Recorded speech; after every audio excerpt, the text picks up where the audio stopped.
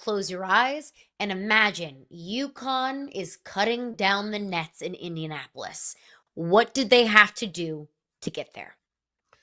It's a great question. So for UConn, everything that starts with them on the defensive end, they have to defend at an elite level. And when they played Illinois in December, they were defending at an elite level. They made them struggle to run their offense. So I think that's where their core is. And when they've been not very good, they've been inconsistent the last 5 weeks. They didn't even play a great game, and they beat Duke. But they have to start on the defensive end. They have to be consistent. They have to limit Illinois' threes, to limit Illinois' points in the paint. Cannot foul, cannot put them on the line. Another side of things, that man you're seeing on your screen, Terrace Reed, has to be huge. And offensively, it's simple analysis sometimes, Caroline.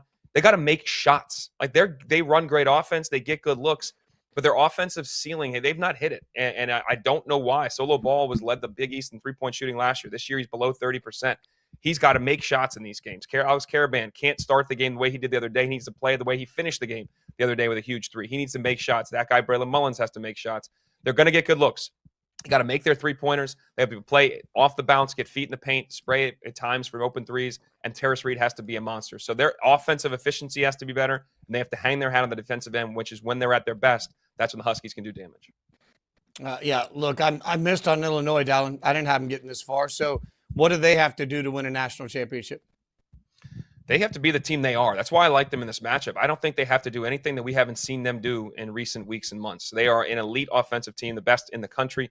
Top 3 in the nation in offensive rebounding rate. They are the biggest teams. They have positional size. So they have to be able to accept that physical challenge that UConn showed them in December. They weren't quite there, as I mentioned. Keaton Wagler, who now is one of the top 5 guards in the country, wasn't quite there, the young freshman. He's a big 6'6" guard that can pick teams apart, make threes. They need to play their game. They need to be able to attack offensively, to space out UConn. They have to make their shots. When they get in the paint, ball fakes, get guys themselves to the free throw line. They've crushed teams on the free throw line as well.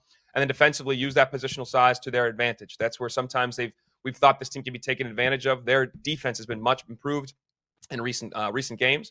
I think Kylan Boswell setting that tempo as the lead guard, taking on Silas Demery most times, set the tempo for them defensively, make it very hard for UConn to score. Use that length to contest those shots, as I was talking about. Make sure you get good contests on shots, limit them to one and get going the other way. I think Illinois needs to play their game, and that will be enough. I think UConn has to play one of their best games. That's why I like Illinois in this game.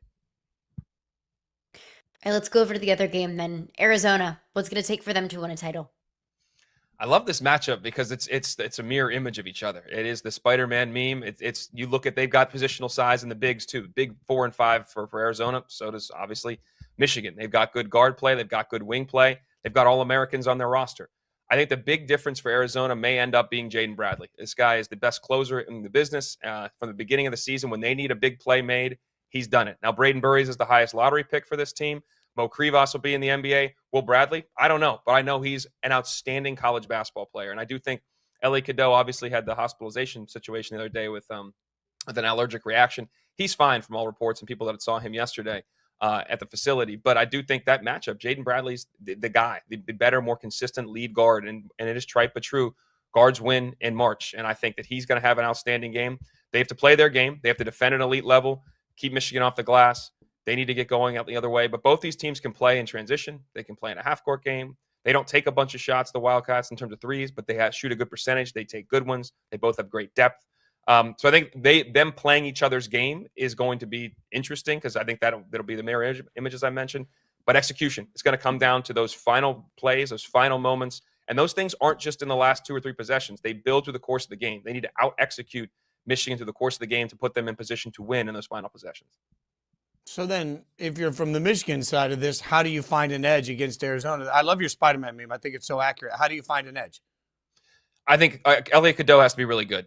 So I mentioned the lead guard situation where I favor Bradley, but Cadeau in some big games has not been good. When he is really good, that's a problem. How Arizona's going to defend where they play that drop coverage with Krivas in the lane, there are going to be times where Cadeau's going to come open at a three-point line, and he's going to have to, if he steps in and makes his first 2 or so, that could be big. I mean, if he can shoot it consistently, sometimes Michigan can turn it over. Sometimes they have a penchant to be loose with the ball. Arizona doesn't force you into turnovers. They're a very sound defensive team. They're not out in passing lanes a lot. But Michigan sometimes has gotten lackadaisical, loose with the ball, and sometimes Cadeau can do that. So his ability to be efficient, to make threes if they're playing that when they play that drop coverage, to help run the team, to make the right pass, to help set the tempo. Sometimes turnovers can be contagious. They need to value every possession along the way. And their wings have to be big. Burnett, Gale, McKinney off the bench. And Lendenborg has to have, a monster game. I was taught we had Mark Few yesterday on the Sirius XM shows that I'm doing out here, and Few was coaching for Gonzaga in that game where Michigan had their coming out party guys at the beginning of the year at the Players era. Michigan struggled against Wake Forest, should have lost that game, should have lost TCU, didn't. And then when they got to Players era, they started hitting on all cylinders. They beat Gonzaga by 40, and it was never competitive. And Few said that first possession is Lendenborg hit a step back three from about 27 feet. He goes, man, that looks like a USA basketball player I'm coaching in the summers. We could be in trouble. And he did tell Tommy Lloyd, he told Tommy Lloyd, who's his former assistant, when they had dinner the other night, if this team's making threes, look out. So the wings and their ability to shoot the ball, if they are shooting at a high clip and space out that defense, Michigan could obviously win this game and could cut down the nets. I think these are the two best teams left. But again, you could make a case, as we kind of have, for all four of these teams. I mean, to that point, you say these are the two best teams left. There's an overwhelming sentiment that I agree with, that the winner of this game will win the national championship. Is that fair, in your opinion? It's fair for all of us to think that, or many of us to think that, and Vegas will think that. Whoever wins this will be the favorite by anywhere from 2.5 to 4.5 points, I imagine. The problem, though, is in a one-game scenario with a very quality opponent on the other side, anything can happen. So, I mean, there's no reason to, especially if it's Illinois, Michigan. We've already seen this game play out earlier in this year. So there's no reason to assume that Illinois or UConn couldn't win the game. That's a bridge way too far. It's just they will be favored, and we think that'll happen. In one game scenario with other really good teams on their side, of course they could lose. What's the bigger narrative buster? Because we certainly haven't seen a championship team from the Big Ten, and they put how many teams into this tournament. We also haven't seen a West Coast national champion. So of those two teams, which one sort of quiets loud narratives more? The West Coast thing, maybe if you're from the West Coast, which I'm not, I was born and bred in Pittsburgh and I've always lived in the East Coast. I don't care. It just does not matter. I mean, Gonzaga's been in a national championship game. You've had other teams trying to compete there and get to the spot and just fall short. I don't care. For the Big Ten, it's more the branding of that conference. And talking to a lot of their coaches, they care because they want that perception to go away. It's kind of a narrative they're tired of. I think there have been since Michigan State won, there have been eight Big Ten teams to play in the final and lose, most recently Purdue. So they've gotten to that thing almost 33% of the time that just haven't been able to cut down the nets. I think they want that to happen. I think the league would like it to happen. Every coach you talk to wants to happen, just to end that brand perception, end that narrative, end that discussion. They're tired of it. The West Coast, the west of the Mississippi is just such a broad thing. I just don't think it matters. So we know that sports in general are copycat sports. College basketball is no different. So with ADs, conference commissioners, coaches at home watching this Final Four, what is something tangible that you think that other teams across the country can replicate and that made these four teams legitimate title contenders? Well, particularly with three of the four of them, UConn is significantly smaller in terms of its positional size and in the interior. It really is. Caravan as a four is not as big as these other teams that are playing bigger 4 and 5. So, and you looked at the other one seed too in Florida, like the bigs in college basketball are back and it's relevant. I think you're seeing that they have that physicality and that size where you can either throw the ball to guys on the block or in Illinois' case, guys that can space out, shoot it, and they can score in the interior. Is something of tremendous value. And I think what also teams are seeing is, you can go over to Europe and get these European pros. And it wasn't just Illinois. There's a bunch of other teams that have done it, but they did it a lot and to a lot of success. I mean, they've got four dudes that are from Eastern Europe that have played at a professional level and have come over here. So I think other teams are looking at how do we get the high major teams? How do we get big? How are we physical, but also remain skilled? And a lot of that skill with size does reside in the European professional league. So I wonder how teams are able to invest and find that. It's not easy to do. You have to be connected. You have to have great assistant coaches. Orlando Antigua has been critical for Brad Underwood to go there, but Brad set that mission of like, okay, let's look more at this. And that was an angle to take. That I remember talking to him about last summer, that this was their approach. And a couple other coaches were noting that approach. So I want to see other teams. I'm sure they'll try to do it, and other teams have to this year. But to that success, they'll look at that. And the size piece of things is a really big deal. We spent a lot of time, not we, but the basketball community, wringing our hands in the beginning of this tournament about the death of Cinderellas and the problems with college basketball and all of these different things. Now that we sit with these Final Four teams, has it all been worth it? I mean, this is the state of where we're at. Now we have 2 years, Fitzy, of this data where the portal and the money in the game has seemed to separate the Cinderella. I'm saying Cinderella, the non-Power Four leagues, from the Power Four leagues. We again had no double-digit seed that was outside the Power Four in the Sweet 16. That's back-to-back years. Prior to that, it had been once in 30 years. If we see it next year too, Cinderella won't be dead because they have a chance, and it's the ultimate democracy. You get a chance, meritocracy. You get a chance to be at the table, win your league, and get in the dance and play. But the resources and the fact that these players, as soon as they become good, they're going to the high major level, has changed the dynamic. They advantage these mid-major teams that used to have of teams being older, together, and talented are gone. They are younger. They're not together. They're put together quickly. And they are talented, but they're usually they're not been playing for 3 to 4 years, which used to be their advantage to a lot of the high major teams who are recruiting the best high school kids and not having some of these older guys. So the model is flipped. We've got 2 years of data.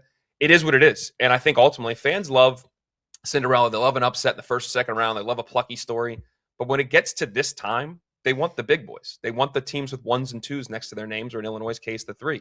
A lot of people have familiarity with 3 of the 4 of these teams. Illinois is a bit of that outsider to be like, maybe I didn't catch them this year. I don't really know Brad Underwood. It's his first Final Four. People know UConn and Dan Hurley. People have been watching Michigan all year and Dusty May thrash teams. They're quite aware of Arizona's success, but also they haven't been there since 97 and the brand name that Arizona basketball is. So I think when it gets to this point, we want the big dogs at the table, and they are. Yeah, I didn't need St. Peter's in the Elite Eight a couple years ago. Great story, but I was like, okay, enough.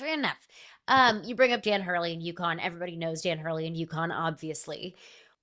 If Dan Hurley wins his 3rd national championship in 4 years, where does that put him in the hierarchy of the greatest coaches who have ever coached college basketball? Well, as he said to an official on a rant last year, I'm the best effing coach in the sport. So he knows he is. We know he is. There's truth to that statement. So arrogant but true. He is the best or one of the best coaches without a doubt in college sports.